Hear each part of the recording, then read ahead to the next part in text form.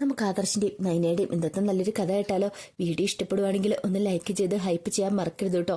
അങ്ങനെ നമ്മൾ കാണുന്ന ഒടുവില് നാഗേന്ദ്രൻ അവന്തിയോട് പറഞ്ഞു, മോള് വിഷമിക്കൊന്നും വേണ്ട, അനിയുമായിട്ടുള്ള നിന്റെ എൻഗേജ്മെന്റും വിവാഹമൊക്കെ നടക്കുക തന്നെ ചെയ്യൂന്ന് പറഞ്ഞു. അല്ല, മോളിങ്ങോട്ടേക്ക് വന്ന കാര്യം വേറെ ആർക്കും അറിയത്തില്ലോ?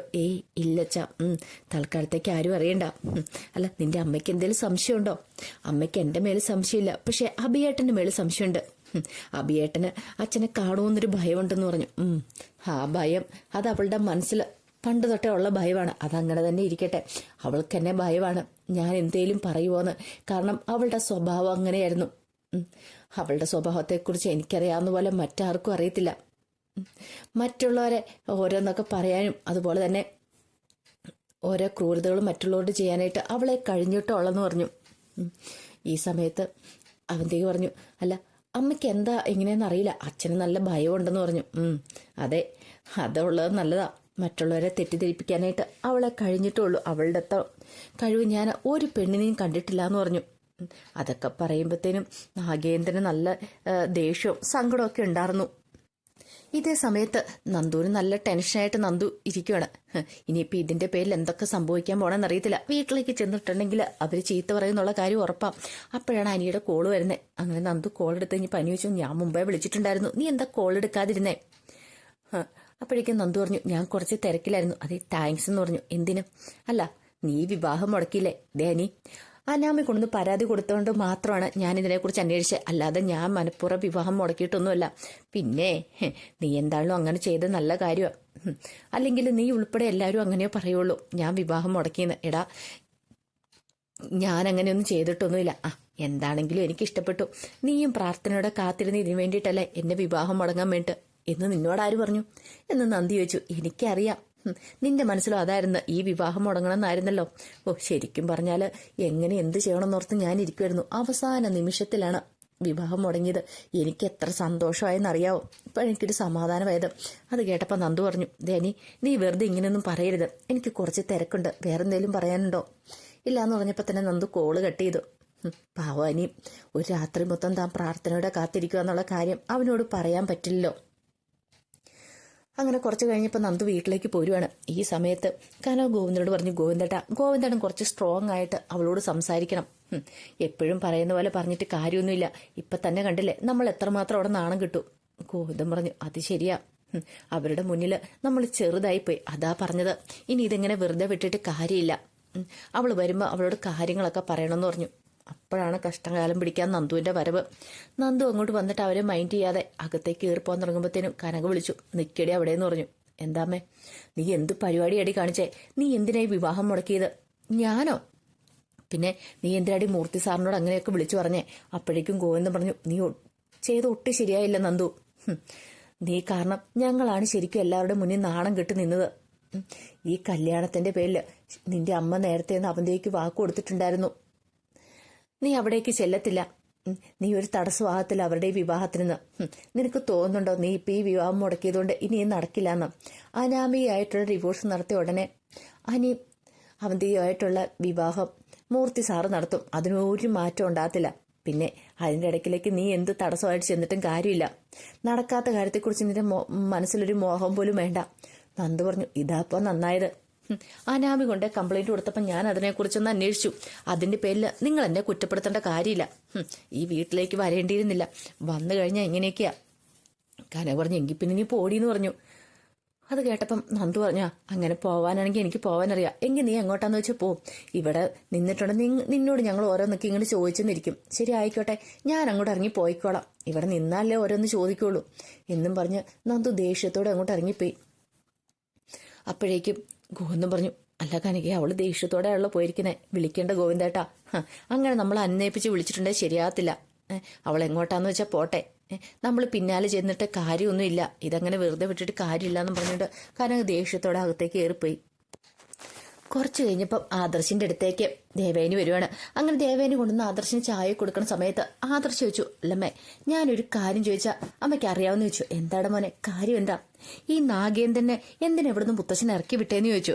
അമ്മയ്ക്ക് അതിനെക്കുറിച്ച് വല്ലതും അറിയാവോ? എടാ മോനെ, എനിക്കതിനെക്കുറിച്ച് കൃത്യമായിട്ടൊന്നും അറിയില്ല എന്ന് പറഞ്ഞു. എന്തൊക്കെയോ കാരണങ്ങളുണ്ട്. അച്ഛനെ അതിനെക്കുറിച്ച് കൂടുതലൊന്നും പറഞ്ഞിട്ടില്ല. പക്ഷെ അച്ഛനും നാഗേന്ദ്രന്റെ പേര് കേൾക്കുമ്പോൾ തന്നെ ദേഷ്യമെന്ന് പറഞ്ഞു. അപ്പം അമ്മയ്ക്ക് കാര്യം അറിയില്ലല്ലേ? ഇല്ലട മോനെ. പിന്നെ നേരത്തെ നമ്മുടെ ജ്വല്ലറിയിൽ ഉണ്ടായിരുന്ന ഒരു ശങ്കരൻ ചേട്ടനുണ്ടായിരുന്നു. ഒരു പക്ഷേങ്കിൽ ചേട്ടനോട് ചോദിക്കുവാണെങ്കിൽ കുറച്ച് കാര്യങ്ങളൊക്കെ അറിയും. ജ്വല്ലറിയുമായിട്ട് ബന്ധപ്പെട്ട എന്തൊക്കെയോ കാര്യങ്ങളാ. ജ്വല്ലറിയിലെ പണിക്കാരനായിരുന്നു ഈ ശങ്കരൻ ചേട്ടൻ എന്ന് പറഞ്ഞു. അച്ഛന് ശങ്കരൻ ചേട്ടൻ ഭയങ്കര കൂട്ടും കാര്യങ്ങളൊക്കെ ആയിരുന്നു പറഞ്ഞു. അല്ല, ശങ്കരൻ ചേട്ടൻ ഇപ്പൊ എവിടെയുണ്ട്? പിന്നീട് ദേവേനെ അതിനെക്കുറിച്ചൊക്കെ പറഞ്ഞു കൊടുക്കുന്നുണ്ട്. ഒരു കാര്യം ചെയ്യും, ഒന്ന് ചോദിച്ചു നോക്ക്, ശങ്കരൻ ചേട്ടനോട് തിരക്കി നോക്ക്, ചിലപ്പോൾ നിനക്ക് കിട്ടേണ്ട വിവരങ്ങളൊക്കെ കിട്ടുമായിരിക്കും എന്ന് പറഞ്ഞു. അല്ല, ഇപ്പോഴെന്തിനാ നീ ഇതൊക്കെ അന്വേഷിക്കണമെന്ന് ചോദിച്ചു. അമ്മേ, എന്തൊക്കെയാന്ന് പറഞ്ഞാലും അയാള് നമ്മുടെ കുടുംബത്തെ നശിപ്പിക്കാൻ ഇറങ്ങി തിരിച്ചിട്ടുണ്ടെങ്കിൽ അതിന്റെ പിന്നിലെ കാര്യങ്ങൾ അറിയണ്ടേ? അതിന് വേണ്ടിയിട്ടാ. മുത്തശ്ശനോട് ചോദിച്ചിട്ട് മുത്തശ്ശൻ പറയുമെന്ന് തോന്നില്ല, അതാന്ന് പറഞ്ഞു. ഇത്തിരി കഴിഞ്ഞപ്പോഴത്തേനും നയനയുടെ അടുത്ത് എന്നിട്ട് ആദർശിനെ കുറിച്ച് സംസാരിക്കുന്നുണ്ട്. അപ്പോഴേക്കും നയന പറഞ്ഞു, അല്ല, ഈ പറയുന്ന ശങ്കരൻ ചേട്ടന് ഇതിനെക്കുറിച്ച് അറിയായിരിക്കോ? ചോദിച്ചു നോക്കാം.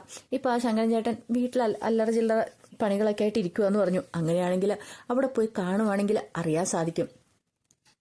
അല്ല, അപ്പച്ചി നന്നായിട്ട് ഈ നാഗേന്ദ്രനെ ഭയക്കുന്നുണ്ടല്ലേ ആദർശേട്ടാ? അതെ, അതിന് എന്തേലും ഒരു കാരണം കാണുമല്ലോ. തക്കതായ എന്തോ ഒരു കാരണമുണ്ട്. അത് മാത്രമല്ല, അപ്പച്ചിക്ക് ഭയങ്കര പേടിയുണ്ട്. അഭി നാഗേന്ദ്രനെ കാണുന്നുണ്ടോ ഇല്ലയോ എന്ന്. അല്ല ആദർശേട്ടാ, അഭി നാഗേന്ദ്രനെ കാണുന്നുണ്ടായിരിക്കോ?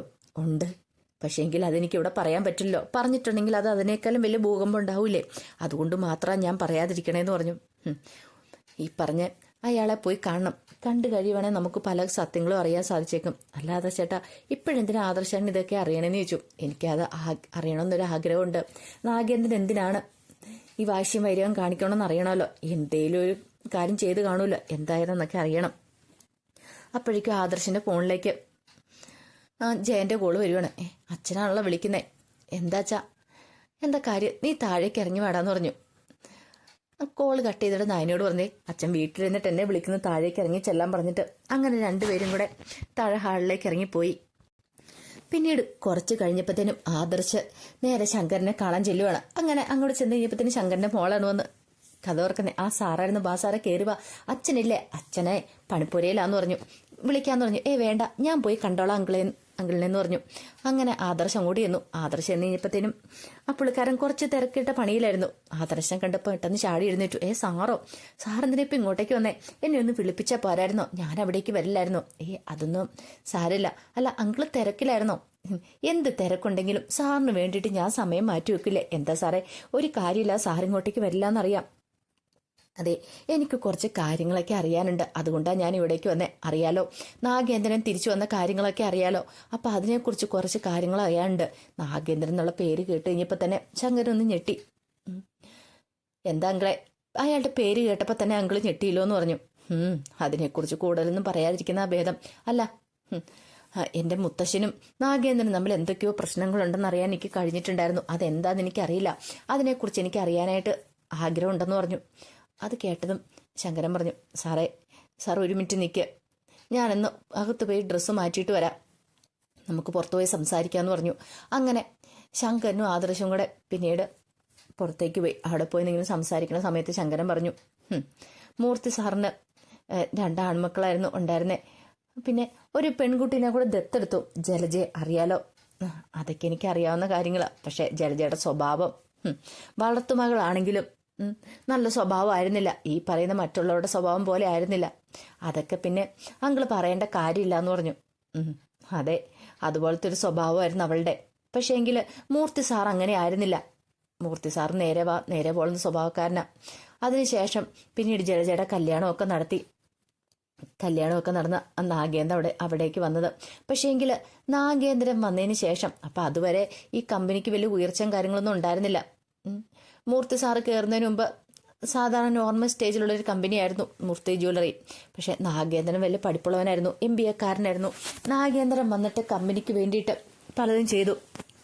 കമ്പനിക്ക് നല്ല ഉയർച്ചയൊക്കെ ഉണ്ടായി. അതുപോലെ തന്നെയല്ല, മൂർത്തി സാറിന് നാഗേന്ദ്രനിൽ വിശ്വാസം ഉണ്ടായിരുന്നു. സ്വന്തം മക്കളെക്കാളും വിശ്വാസമായിരുന്നു നാഗേന്ദ്രനെ. അങ്ങനെയായിരുന്നു കുറെ കാലം കാര്യങ്ങൾ മുന്നോട്ട് പോയിക്കൊണ്ടിരുന്നതെന്ന് പറഞ്ഞു. അത് കേട്ടപ്പം ആദർശ് പറഞ്ഞു, അങ്ങനെയായിരുന്നു. അതെ, പിന്നീടാണ് കഥകളൊക്കെ പറയാൻ തുടങ്ങുന്നത്. ഒരു ദിവസം മൂർത്തി മുത്തശ്ശന് നാഗേന്ദ്രനെ വിളിപ്പിച്ചു. നാഗേന്ദ്രൻ വന്നിട്ട് ചോദിച്ചു, എന്താ നിങ്ങളെ എന്തിനാ വിളിപ്പിച്ചതെന്ന് ചോദിച്ചു. അല്ല, എനിക്ക് നിന്നോട് കുറച്ച് കാര്യങ്ങളൊക്കെ പറയാണ്ട് നാഗേന്ദ്ര. ഇപ്പം നമ്മൾ ഏകദേശം ഒന്നാമത് എത്തിയിരിക്കുകയാണ് മറ്റ് കമ്പനികളൊക്കെ പിന്തള്ളിക്കൊണ്ട്. പക്ഷെ എന്നാലും അത് പോരാ, ഇനി നമുക്ക് കുതിച്ചുയരണം. നമ്മൾ പുറകിൽ നിന്നാണ് മുന്നോട്ട് വന്നിരിക്കുന്നത്. അപ്പം അതിന് വേണ്ടിയിട്ട് എന്ത് ചെയ്യണമെന്ന് വെച്ചാൽ അത് നമ്മൾ ചെയ്തേ മതിയാവുള്ളൂ എന്ന് പറഞ്ഞു. അപ്പോഴേക്കും നാഗേന്ദ്രൻ പറഞ്ഞു, അതെ അങ്കിൾ എന്ത് പറഞ്ഞാലും അത് ഞാൻ അനുസരിക്കാമെന്ന് പറഞ്ഞു. ആ സമയത്ത് മൂർത്തി മുത്തശ്ശൻ അവിടെ ഇരുന്നൊരു ജ്വല്ലറി ബോക്സ് തുറന്നു. അതിനകത്തുനിന്ന് തിളങ്ങുന്നൊരു ഡയമണ്ട് പോലെയുള്ള ഒരു ആഭരണം എടുത്ത് കാണിക്കുകയാണ്, നെക്ലേഴ്സ്. ഇത് കണ്ടോന്ന് ചോദിച്ചു. നാഗേന്ദ്രനെ നിർത്തു. നാഗേന്ദ്രന്റെ പോലും കണ്ണ് തള്ളിപ്പോയി. ഇതുപോലെ ഡിസൈനുള്ള ഇതൊന്നും ഇതിനു മുമ്പ് കണ്ടിട്ടില്ല. അത്രയ്ക്ക് നല്ല തിളക്കം, വജ്രം പോലെ തിളങ്ങുവാണ് ഇങ്ങനെ. ആ സമയത്ത് നാഗേന്ദ്രൻ ചോദിച്ചു, അല്ലങ്കളെ ഇതെവിടുന്ന? ഇത് നമ്മുടെ ഇവിടുത്തെ നിർമ്മിതിയല്ല, ജർമ്മൻ നിർമ്മിതിയാ. അവിടെ പോലും ഇത് അപൂർവമായിട്ടുള്ളെന്ന് പറഞ്ഞു. അല്ല, ഇപ്പം നമ്മൾ എന്താ ചെയ്യണ്ടേ? ഇത് വെച്ച് നമുക്ക് ബിസിനസ് പിടിക്കാൻ പറ്റുമോ എന്ന് ചോദിച്ചു. അത് കേട്ടത് നാഗേന്ദ്രൻ ഒരു നിമിഷം ഒന്ന് ആലോചിച്ചു. അങ്കിളെ, ഇനി വരുന്ന അക്ഷയ തൃതീയല്ലേ, അപ്പം നമുക്കിത് ഒന്ന് എക്സിബിഷൻ ചെയ്യാന്ന് പറഞ്ഞു. അങ്ങനെയാണെങ്കിൽ നമുക്കിത് വെച്ചിട്ട് നമുക്ക് കുതിച്ചു വരാനായിട്ട് സാധിക്കുമെന്ന് പറഞ്ഞു. അത് കേട്ടപ്പം മൂർത്തി മുത്തച്ഛൻ പറഞ്ഞു, നിനക്ക് എന്താണ് തോന്നുന്നത് അതുപോലെ തന്നെ നീ ചെയ്യണം. കാരണം എൻ്റെ 2 ആൺമക്കളെക്കാളും കൂടുതൽ എനിക്ക് നിന്നെ വിശ്വാസമുണ്ട്. നിനക്ക് നല്ല രീതിയിൽ കാര്യങ്ങൾ മുന്നോട്ട് കൊണ്ടുപോകാൻ പറ്റുമെന്ന് എനിക്ക് വിശ്വാസമുണ്ടെന്ന് പറഞ്ഞു. നാഗേന്ദ്രൻ പറഞ്ഞു, അങ്ങനെയാണെങ്കിൽ ഒരു കാര്യം ചെയ്യാം. അന്നത്തെ ദിവസം കൂടുതൽ സെയിൽ നടക്കുന്നതാണല്ലോ അക്ഷയതൃതീയയുടെ അന്ന്. അന്നിത് എക്സിബിഷൻ നടത്തുന്ന സമയത്ത് നമുക്ക് വേണ്ടത് ചെയ്യാം. മുത്തശ്ശൻ പറഞ്ഞു, അതെ, ഇത് കണ്ടു കഴിയുമ്പോൾ ആരാണെങ്കിലും ഒന്ന് മോഹിച്ചു പോകും. എല്ലാവരും ഇതിൻ്റെ വിലയും കാര്യങ്ങളൊക്കെ ചോദിക്കും. പക്ഷെ ആർക്കും ഇത് കൊടുക്കേണ്ട കാര്യമില്ല. പിന്നെ കൂടുതൽ മോക്ക വില പറയുവാണെങ്കിൽ അപ്പം നമുക്കിതിനെക്കുറിച്ച് ആലോചിച്ചാൽ മതി എന്ന് പറഞ്ഞു. കൊടുക്കുന്നതിനെക്കുറിച്ച് അത് മതി അങ്കിളെ, ഇത് വെച്ച് നമുക്ക് ബിസിനസ് പിടിച്ചെടുക്കാന്ന് പറഞ്ഞു. എന്താണെങ്കിലും ഇതൊരു നല്ല മുതൽ തന്നെയാന്ന് പറഞ്ഞു. അമ്മാതിരി തിളക്കമാണ്. ശരിക്കും ഇത് കണ്ടപ്പോൾ എൻ്റെ പോലും കണ്ണ് തള്ളിപ്പോയി അങ്കിളേന്ന് പറഞ്ഞു. അതെ, അതെന്താന്ന് വെച്ചാൽ വേണ്ട എന്താ വെച്ചാൽ നീ ചെയ്യണം എന്നൊക്കെ പറഞ്ഞ് നാഗേന്ദ്രനെ കാര്യങ്ങളൊക്കെ പറഞ്ഞ് ഏൽപ്പിക്കുകയാണ്. അപ്പം അതിൻ്റെ കഥകളൊക്കെ എന്ന് കാണുന്നേ. അപ്പം ഇതിൻ്റെ ബാക്കി വിശേഷങ്ങളുമായിട്ട് വൈകുന്നേരത്തെ പ്രൊമോയി വരാം കേട്ടോ. അപ്പം ഇന്ന് രാവിലെ കഥകളൊന്നും ചാനലിനകത്ത് അപ്ലോഡ് ചെയ്യാൻ പറ്റുന്നുണ്ടായിരുന്നില്ല കേട്ടോ. അപ്പം എന്താണെങ്കിലും വൈകുന്നേരം മുതൽ കൃത്യസമയത്ത് തന്നെ അപ്ലോഡ് ചെയ്യാവേ. ഒരിക്കൽ കൂടി എല്ലാവർക്കും ശുഭദിനം നേർന്നോട്ട് നിർത്തുന്നു. നന്ദി.